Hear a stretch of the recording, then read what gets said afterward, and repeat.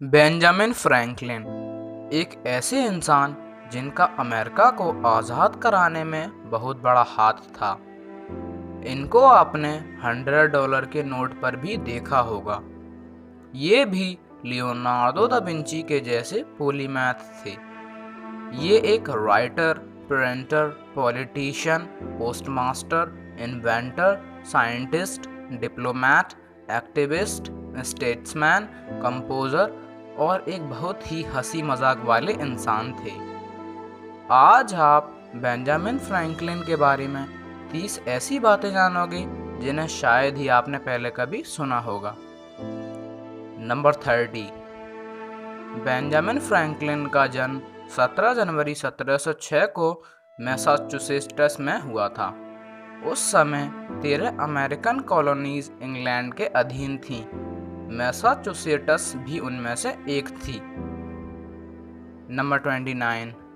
Franklin के परिवार में 17 भाई बहन थे और फ्रैंकलिन के पिता की 2 बीवियां थीं। उनकी पहली बीवी जो फ्रैंकलिन की सौतेली माँ थीं, उनके 7 बच्चे थे और दूसरी जो फ्रैंकलिन की सगी माँ थीं, उनके 10 बच्चे थे। अपने परिवार में फ्रैंकलिन 15वें बच्चे थे और लड़कों में सबसे छोटे थे। नंबर 28। 1714 में 8 साल की उम्र में फ्रैंकलिन स्कूल गए। उनके पिता उन्हें एक पादरी बनाना चाहते थे, लेकिन फ्रैंकलिन के पिता गरीब थे। वो फ्रैंकलिन को पढ़ाने में असमर्थ थे, इसलिए उन्होंने सिर्फ 2 साल बाद यानी 10 साल की उम्र में स्कूल छोड़ दिया और अपने पिता के साबुन और मोमबत्ती बनाने के धंधे में हाथ बटाने लगे। नंबर 27। जब फ्रैंकलिन 12 साल के हुए तो पिता ने उनको एक प्रिंटर के पास नौकरी पर लगा दिया और उस प्रिंटर और दुकान का मालिक था जेम्स फ्रैंकलिन, यानी बेंजामिन फ्रैंकलिन का बड़ा भाई। जेम्स फ्रैंकलिन ने ही अमेरिका का सबसे पहला अखबार छापना शुरू किया था, जिसका नाम था द न्यू इंग्लैंड कोरंट। नंबर 26। जब जेम्स ने बेंजामिन के लेख छापने से इनकार कर दिया तो फ्रैंकलिन ने अपने लेखों को मिस्टर साइलेंस डोगूड नाम से छापना शुरू किया। लेकिन जब उसके बड़े भाई को यह पता चला कि बेंजामिन ही साइलेंस डोगूड है तो उसे बहुत गुस्सा आया और जेम्स बेंजामिन से देर रात तक काम करवाया करता था और उसके साथ बहुत बुरा बर्ताव किया करता था और ज़रा सी गलती होने पर बेंजामिन की पिटाई करता था। नंबर 25। 1723 में जब फ्रैंकलिन 17 साल के हुए तो उन्होंने अपने भाई की दुकान छोड़ दी और फिलाडेल्फिया आ गए, जहां उन्होंने एक प्रिंटिंग प्रेस में नौकरी की। और फिलाडेल्फिया आने के कुछ समय बाद ही उनकी मुलाकात एक लड़की से हुई जिसका नाम डेबोरा रीड था, जो कि भविष्य में फ्रैंकलिन की बीवी बनने वाली थी। नंबर 24। 1729 में जब फ्रैंकलिन 23 साल के थे तब उन्होंने पेंसिल्वेनिया में खुद की प्रिंटिंग शॉप खोली। उनके 2 फेमस न्यूज़पेपर के नाम थे पेंसिल्वेनिया गैजेट और पेंसिल्वेनिया क्रॉनिकल। और फ्रैंकलिन ने एक बुक पब्लिश कराई जिसका नाम पुअर रिचर्ड था। इसमें मौसम की जानकारी, खाना बनाने के तरीके, पोएम्स, पजल्स और भी बहुत कुछ था। नंबर 23। फ्रैंकलिन ने अपनी ज़िंदगी का ज़्यादातर वक्त पेंसिल्वेनिया में बिताया और वो अमेरिकन फ़िलासफ़िकल सोसाइटी के पहले सेक्रेटरी थे। और फ्रैंकलिन ने 1790 में गुलामी को ख़त्म करने की बहुत कोशिश की, लेकिन फिर 1863 में अब्राहम लिंकन ने ही इसे ख़त्म किया था। नंबर 21। फ्रैंकलिन ने ही 1784 में बाइफोकल आई ग्लासेस का आविष्कार किया था। ये ग्लासेस ऐसे लोग पहनते हैं जिन्हें सामने की चीज़ें धुंधली दिखाई देती हैं। नंबर 20। फ्रैंकलिन ने हारमोनिका का आविष्कार भी किया था, जो यूरोप में इतनी फेमस हो गई थी कि इसका इस्तेमाल मोजार्ट और बीथोवन जैसे फेमस म्यूजिशियन ने भी किया था। नंबर 19। बेंजामिन फ्रैंकलिन ने 11 साल की उम्र में पानी में तैरने के लिए चप्पू बनाए थे, जो हाथों में आराम से फिट हो जाते थे, जिसकी मदद से पानी में तेज तैरा जा सकता था। नंबर 18, 1999 में फ्रैंकलिन का नाम chess hall of fame of the US में शामिल किया गया क्योंकि वो अमेरिका के सबसे पहले चेस प्लेयर थे।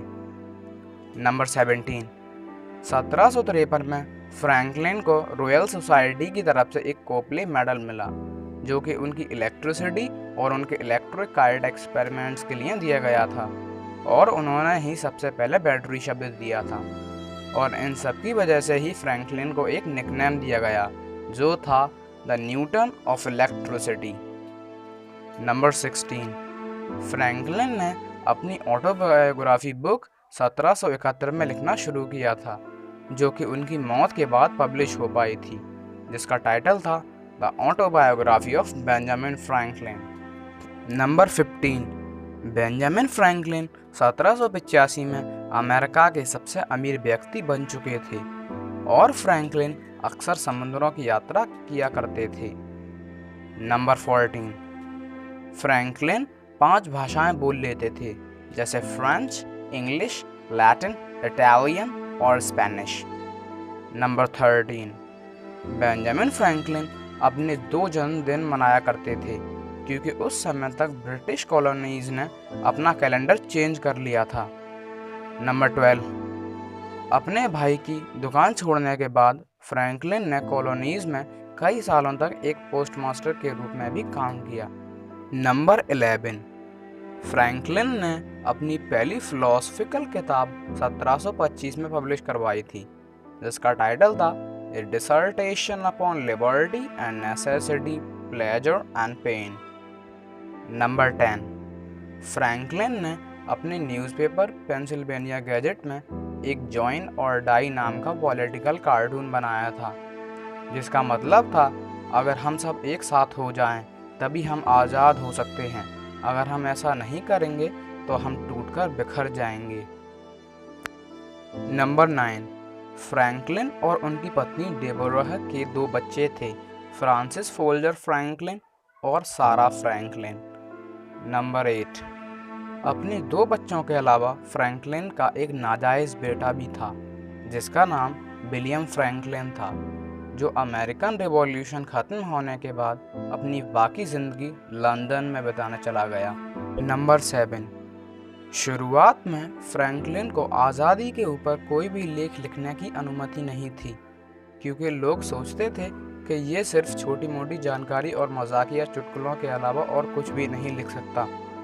नंबर 6, जब अमेरिका पूरी तरह आज़ाद हो गया तब फ्रैंकलिन ने अमेरिका के नेशनल फ्लैग में एक बाज को शामिल करने की सोची, लेकिन फिर उन्होंने सोचा कि बाज एक बुरे नैतिक चरित्र का पक्षी है, इसलिए उन्होंने अपना विचार बदल दिया।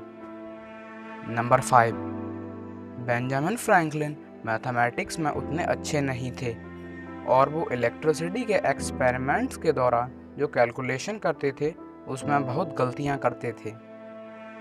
नंबर 4, 17 अप्रैल 1790 यह वो दिन था जिस दिन बेंजामिन फ्रैंकलिन ने इस दुनिया को अलविदा कह दिया। उनके मरने के बाद उनकी बहुत सारी स्टैचूज भी बनाई गईं। नंबर 3, फ्रैंकलिन को बहुत सारे निकनेम्स भी मिले जैसे water American, the Newton of electricity, the first American, the prophet of tolerance और the founding father of United States. Number 2, करीब 20,000 लोग फ्रैंकलिन के अंतिम संस्कार में आए थे जिसमें काफ़ी फेमस लीडर भी थे जैसे जॉर्ज वाशिंगटन जो कि अमेरिका के पहले राष्ट्रपति थे, और अलेक्जेंडर हैमिल्टन और सैमुअल एडम्स जो फेमस पॉलिटिशियंस थे, और जॉन एडम्स और थॉमस जेफरसन जो कि अमेरिका के दूसरे और तीसरे राष्ट्रपति थे। इनके अलावा और भी अन्य फेमस लोग आए थे। नंबर 1, मरने से पहले बेंजामिन फ्रैंकलिन के आखिरी शब्द थे a dying man can do nothing easy, यानी एक मरा हुआ इंसान कुछ भी नहीं कर सकता है।